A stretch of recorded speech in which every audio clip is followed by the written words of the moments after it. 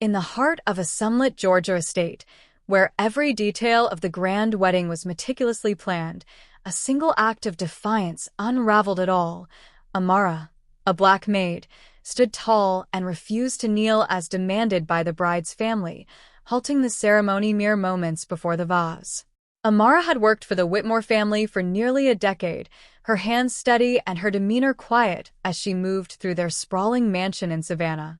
She was no stranger to their expectations, their subtle and not-so-subtle ways of reminding her of her place. But on that June afternoon in 2023, something shifted inside her, a resolve that had been simmering for years. The Whitmores were hosting the wedding of their only daughter, Caroline, to a young lawyer named Thomas Hargrove, whose family owned half the commercial real estate in the county. The event was a spectacle of Southern opulence, white tents billowing in the breeze, crystal chandeliers glinting under the oaks, and a guest list that included politicians, judges, and the elite of Georgia society. Amara, along with a dozen other staff members, had been tasked with ensuring every moment was flawless. The morning began like any other high-stakes event Amara had worked. She arrived at dawn, her uniform pressed, her hair neatly pinned back. She polished silver, arranged centerpieces, and coordinated with the caterers, all while fielding last-minute demands from Caroline's mother, Evelyn Whitmore. Evelyn was a woman whose smile never reached her eyes, and her instructions to Amara were always laced with an edge. "Make sure you're invisible today," Evelyn had said that morning, her voice low as she adjusted her pearl necklace. "This is Caroline's day, and I won't have anything or anyone drawing attention." Amara nodded, as she always did, but the words stung more than usual. Invisible. She had spent years perfecting that art, blending into the background of the Whitmores' lives, but today the word felt heavier. As the guests began to arrive, the estate buzzed with anticipation. Caroline, radiant in her lace gown, floated through the crowd, her laughter mingling with the soft jazz drifting from the band. Thomas, tall and polished in his tuxedo, charmed the older guests with stories of his family's latest ventures. The ceremony was set to take place at 4 p.m. in the garden, where a white arch draped in roses stood waiting. Amara moved through her tasks with precision, refilling champagne flutes, clearing empty plates, and ensuring the staff kept pace with the event's demands.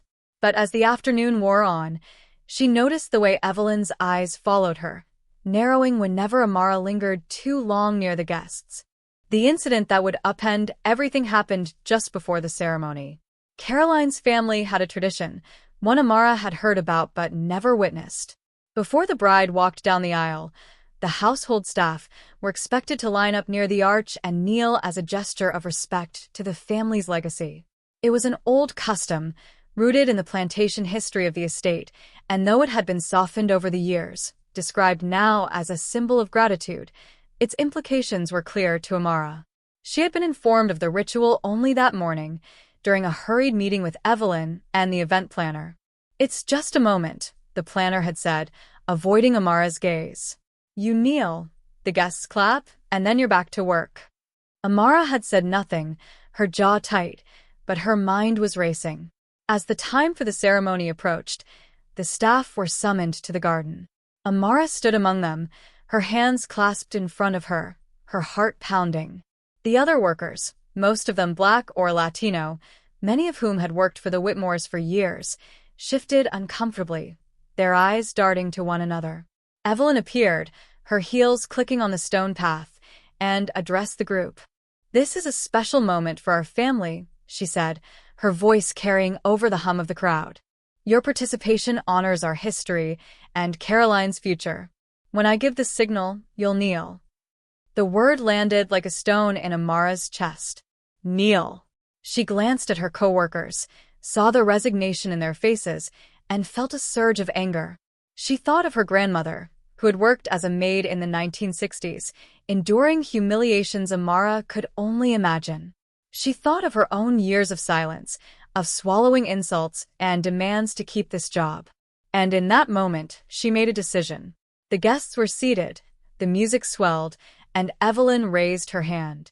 The other staff members began to lower themselves to the ground, their movements slow and deliberate. But Amara remained standing, her shoulders squared, her gaze fixed on the horizon. A murmur rippled through the crowd. Evelyn's hand froze in the air, her face flushing red. "Amara," she hissed, stepping closer. "What are you doing?" "Kneel."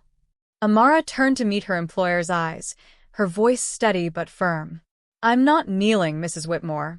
I've done my job, but I won't do that." The words hung in the air, sharp and unyielding. The other staff members, still crouched, looked up, their expressions a mix of shock and awe. The guests whispered, craning their necks to see what was happening. Evelyn's composure cracked. "You will do as you're told," she said, her voice rising. "This is my daughter's wedding, and you're ruining it." Amara didn't flinch. "I'm not ruining anything," she said. "I'm standing up for myself." The exchange lasted only seconds, but it felt like an eternity. Caroline, who had been waiting in a tent nearby, emerged, her face pale as she took in the scene. Thomas followed, his brow furrowed. The officiant, a gray-haired man in a black suit, hovered awkwardly near the arch, unsure whether to proceed. What happened next was chaos. Evelyn, furious, demanded that Amara leave the estate immediately. "You're fired," she spat, her voice loud enough for the guests to hear. Amara nodded, her expression calm, and began to walk toward the staff entrance. But as she moved, several of her co-workers rose to their feet, their faces set with determination. "We're with her," said Marcus, a young man who had worked as a groundskeeper for 3 years. One by one, the others followed, leaving the garden in a quiet procession. The guests were stunned, their whispers growing into a low roar. Caroline burst into tears, her hands covering her face. Thomas tried to calm her, but his own frustration was evident. Evelyn turned to her husband, Richard, who had been watching from the sidelines. "Do something," she demanded. Richard, a man known for his measured demeanor, stepped forward and conferred with the officiant. After a tense discussion, he addressed the crowd. "Due to unforeseen circumstances," he said, his voice amplified by a microphone, "we're postponing the ceremony. We apologize for the inconvenience." The announcement was met with gasps and murmurs. Guests stood, unsure whether to leave or stay. Caroline, still crying, was led back to the tent by her bridesmaids. Thomas followed, his face a mask of anger and embarrassment. Evelyn glared at the retreating staff, her hands clenched into fists. Amara and her co-workers gathered their belongings in the staff quarters, their movements swift. None of them spoke of regret, though the weight of what they'd done was clear in their silence. As they left the estate, Amara felt a mix of fear and pride. She had lost her job, her primary source of income, and she knew the consequences could extend further. Word of her defiance would spread, and the Whitmores had influence. But she also felt free, as if a weight she had known she was carrying had finally been set down. The fallout was immediate. By evening, the story had reached local news outlets, sparked by a guest who had recorded the confrontation on their phone. The video, grainy but clear, showed Amara standing tall, her voice unwavering as she spoke, and it spread rapidly online. Social media platforms buzzed with reactions. Some praised Amara's courage, others condemned her for disrupting the wedding. Hashtags like #AmaraStands and #WhitmoreWedding trended for days. The Whitmores issued a statement claiming the incident was overblown, describing the kneeling tradition as a miscommunication that had been misinterpreted. But the public wasn't convinced. Activists rallied behind Amara, organizing a fundraiser to support her and the other staff who had walked out. A local law firm offered to represent them pro bono if legal action was needed.